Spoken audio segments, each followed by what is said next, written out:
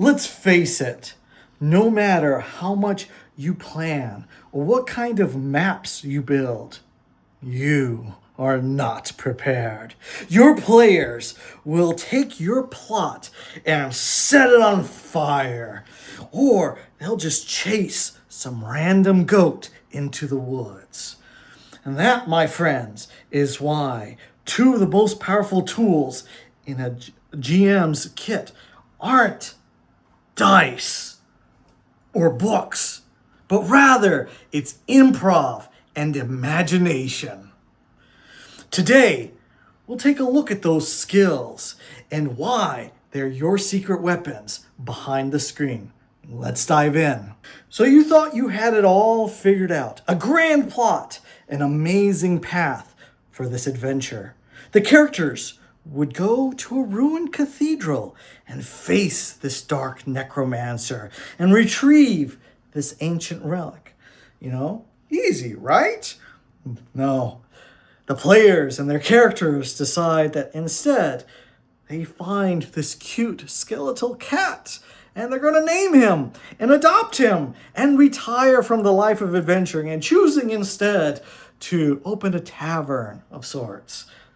Or for those with a more serious campaign sort of setting, it's where you go and you laid all the breadcrumbs trying to guide them to go and investigate this noble who seems to be failing in his duties in saving his people. Is he perhaps in line with the demons or being influenced by them? But instead of going there, they choose to go in this direction instead. Your notes are now useless.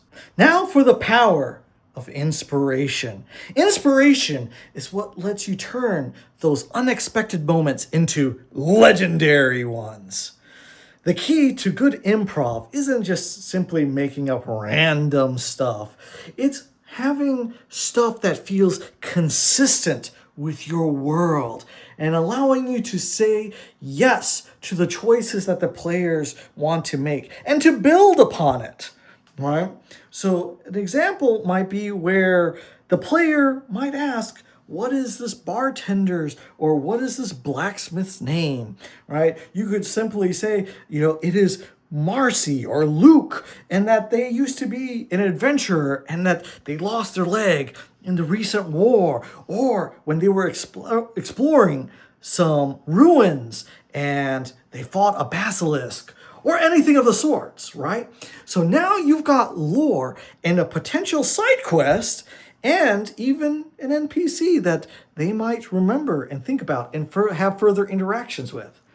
Improv is going to be the thing that keeps the world alive and reactive and real. It helps, your players feel like their choices matter. Now let's talk about imagination, right? Now imagination is what fuels your world. It helps you in how you describe your scenes. It helps you create characters. It invents the worlds and situations. Now I'm not asking you to be Tolkien or Gary Gygax. It's more about figuring out what is fun, surprising, or terrifying, for your players and the characters. Think about these things so that way you can have the spark of an idea that could eventually become an entire arc. Here are some ways on how you could get your imagination and bring it to life. Think about the different senses, how you can describe how something smells, or the sounds of something, of how it echoes down the hall. Is it chiseled, or does it have dwarven architecture? Is it elven, or just different things like that? And then as you think about that, you begin to draw and build upon that imagination. Think about borrowing. You can have from your favorite movie, or maybe your favorite book. Draw inspiration from them and have the imagination to create these situations for the players. So now what happens when you take improv and imagination and you put the two together?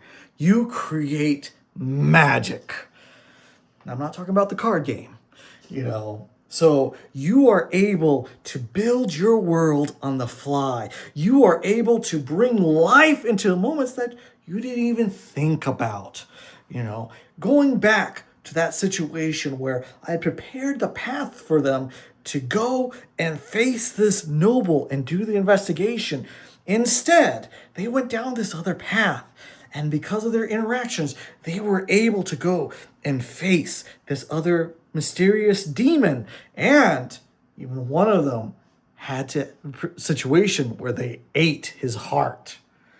All the stuff I had to kind of pick up and do on the fly because it fit with the world that they were engaged with. And so you will create these moments in which your players will enjoy and could remember forever. So next time that your players go off the script, don't panic. You know, you don't have to railroad them in certain places, right? You don't have to reach for the rule book. Just reach for your imagination, improvise, adapt. You know, because sometimes the most fun and memorable memories are the ones that you simply didn't plan for. So, if this helped you, please drop a comment down below.